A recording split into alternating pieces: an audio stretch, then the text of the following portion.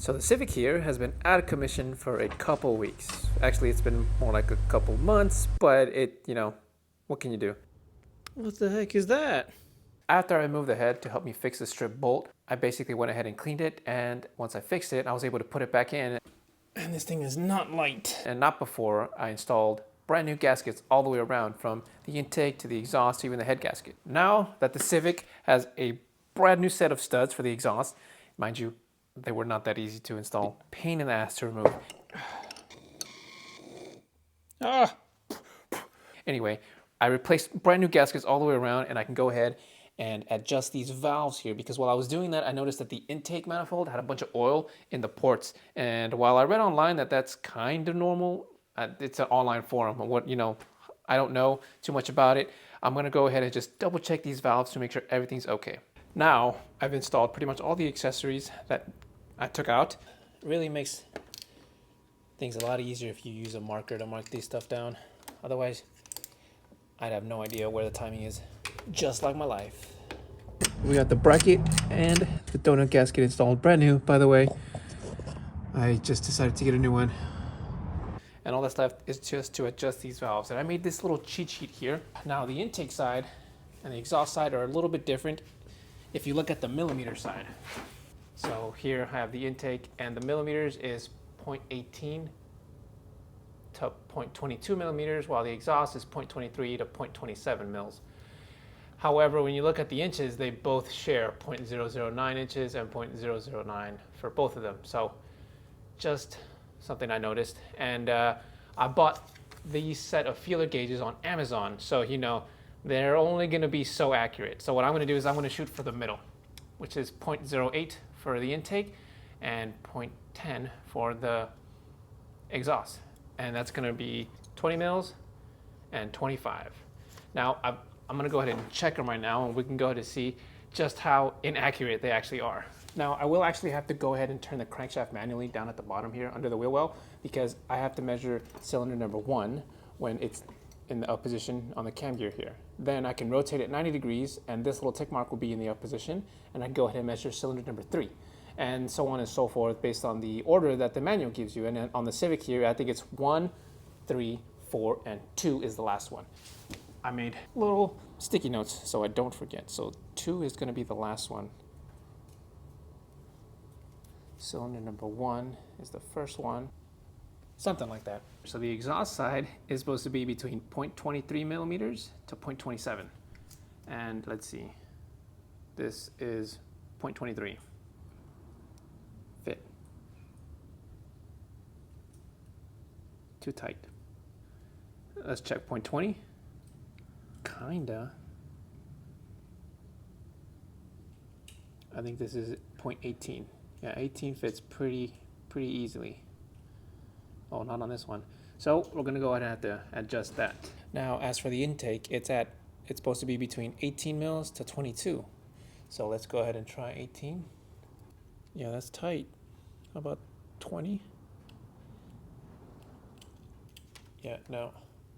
So that's out of spec. So I'm gonna get the intake to 20, and I'm gonna do the exhaust to 25. Now, in order to adjust this valve, basically just have to take a wrench, loosen this nut, and then with the screwdriver, raise this up or down. That's loose. And then I think it's too tight, so we're gonna raise it up a little bit. Yeah, see, that's pretty tight. Let's see, let's check 28 to make sure this one doesn't fit, because that would be out of spec. Yep, doesn't fit, only 25. So, I'm gonna go ahead and tighten that up. Gonna have to hold the valve steady there while I tighten it.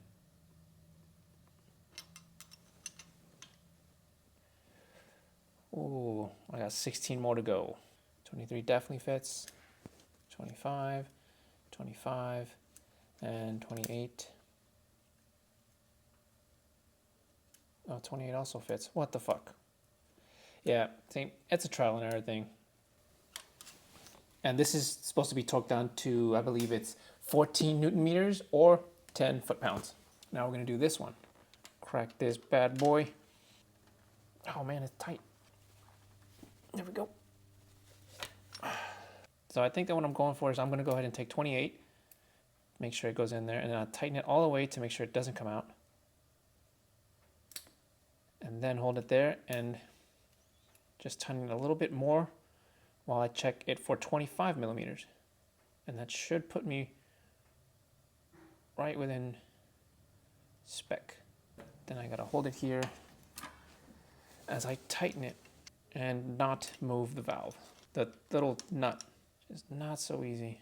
Okay, anyway, let's go ahead and do the intake. Yeah, shoot. So I'm gonna loosen the valve so I can stick 23 in there, tighten it up to make sure it doesn't come out, or to make sure it just barely comes out. Okay, so that should be at the high end. Now I'm going to go ahead, tighten it down so that 20 barely comes out. Okay, and then obviously 18 should have no problem going in. All right, and now we just tighten this bad boy up without moving it too much. It's a good thing they come off the little keychain thing, so I'm gonna take 23. Damn. Ain't no way, bro. Oh. The thing was like shut. What the heck?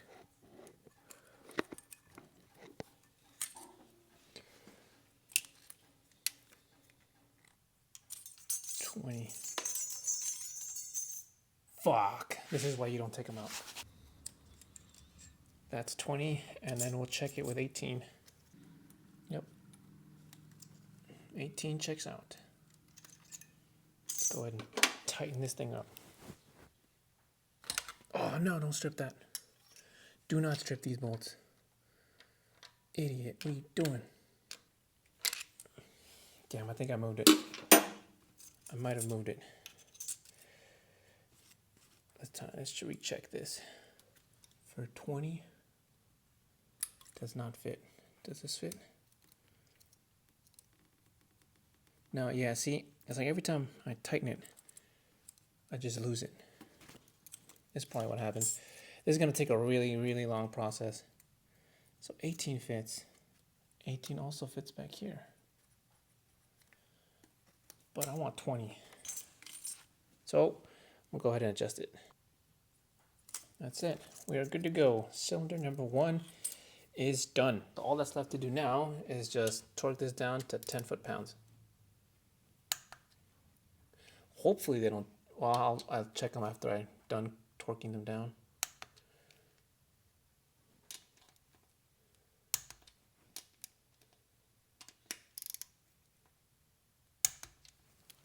Okay, so the intake should be at 20. 20 here. Good. This angle is annoying. Okay, done. And then the exhaust should be at 25. Looks like this one got a little too tight. But it's okay, that's why we shoot for the middle. Yeah, they're definitely not fitting the same. I'm gonna go ahead and redo this one. Oh man, I really wish I knew what I was doing. So now that I've torqued them down and I readjusted them, basically I had them set a little off, but now we're good to go. Here's 25 mils. Definitely fits. Definitely fits. And this is right in the middle. And just to check, we're gonna go ahead and go on the maximum, and it's 28 mils, or 27 really, and it doesn't fit. So that's how I know it's good. Now I just have to repeat this process for the other 12 valves. Yay.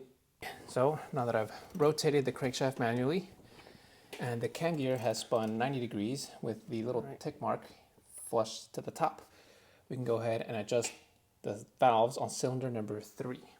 And this thing is like shut, so time to adjust. That one's loose, and then that one's loose. So that one's at the max end. You know, you gotta wonder what kind of performance issues this would cause. How long have I been driving it like this, you know? And now we double check. 28. Does not fit. Does not fit. Good.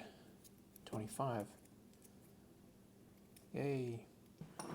Torque it down.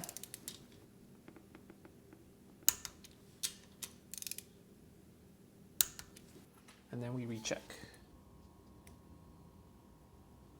Sweet. Now, that's pretty much it. Just a bunch of loosening, tightening, checking, rechecking, and checking again. And I'm gonna go ahead and do all of these pistons, all these valves, but you guys don't need to see that. So we're gonna go ahead and just insert a time lapse here, and we will be, pretty much on our way to cranking this thing over. So I have finished adjusting the valves, and let me tell you, they were all out of spec. Dude, every one of these valves is out of spec. Every last one of them. It's a good thing I checked them.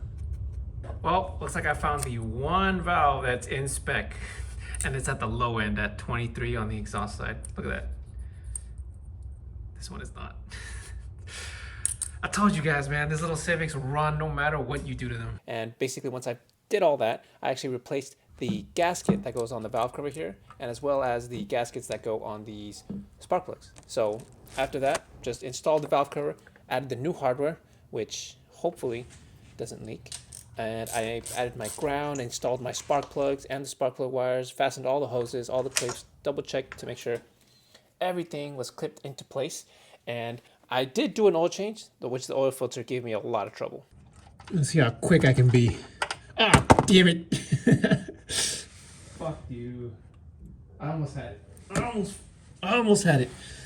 This filter was a lot harder to take out than any other filter I've ever tried to change in my entire ownership of this little hatchback. Now, I did do an oil change, and I'm gonna be honest, I can't remember the last time I did an oil change. So the oil is pretty freaking dirty. So it should look pretty clear. It does not. They're at the bottom. Look at that. That's not clear. That's not what brand new oil is supposed to look like. Then I just added some coolant, which therein lies my problem. I would like to start it right now, but I don't have enough coolant. It wasn't enough, so I have to make another run to the store, but it's just about gym time, and I am not about to miss that. So it's gonna have to wait. I'm gonna do another startup in the morning, hopefully after I've picked up some coolant. So after a quick stop at AutoZone to pick up some blue antifreeze so I can actually top off the radiator here, I was on my way to actually start the little hatchback.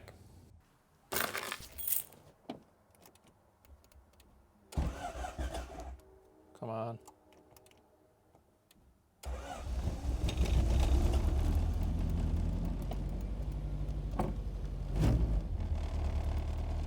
Okay. No explosion. Oh no. What's burning? Something's smoking. Nothing is leaking.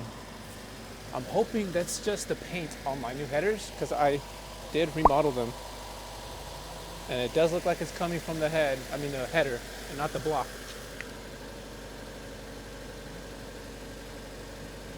Well, the temperature's not shot up, so that's good. All right, guys, so I didn't completely mess up this video. I managed to remove the head, which is something I've never done before and have very little experience. But after reading some of those Honda Tech forums on how to fix these Hondas, I felt comfortable enough to give it a shot. And in the end, I didn't mess it up too bad. I'm gonna be honest with you guys. I've never actually known how much oil is supposed to, go into the engine. Now, with all that being said, the whole reason I did these last few videos was to address the exhaust leak that the little hatchback has had. And every one of these videos had something to do with that. However, I didn't fix it. I still have an exhaust leak somewhere. It's coming out of somewhere. I don't know where exactly. While I was trying to do the coolant flush to try to get all the air bubbles out, I noticed that I was starting to feel a little lightheaded. So I just shut the car off. All the smoke that was coming out was partly due because I actually repainted my headers, and I kind of, freaked out a little bit. Well, I might be fucked. But the smoke did clear away, and I don't see any issue with, there's no leaks or anything like that, even now. Nothing. All right, the smoking stopped. It was the headers. Now, ultimately, the little hatchback is going to have to go back to the shop, right, to get this solved, because I can't solve a problem if I can't see it, and I don't have the tools to figure out where the leak is coming from. So all I have to do now is just get this thing towed, and hopefully the shop will be able to figure out where it's coming from, because more than anything, it's just gonna bother me where it's coming from. You know, I'm pretty sure it'll be easy to solve. I just don't know where it's coming from. But until then, that's gonna be it for this video, guys. I don't know how long that's gonna take, but because you know, the shops obviously have their own time frame, and what can you do? That's gonna be it for this video, guys. So until next time, take care and Goodspeed.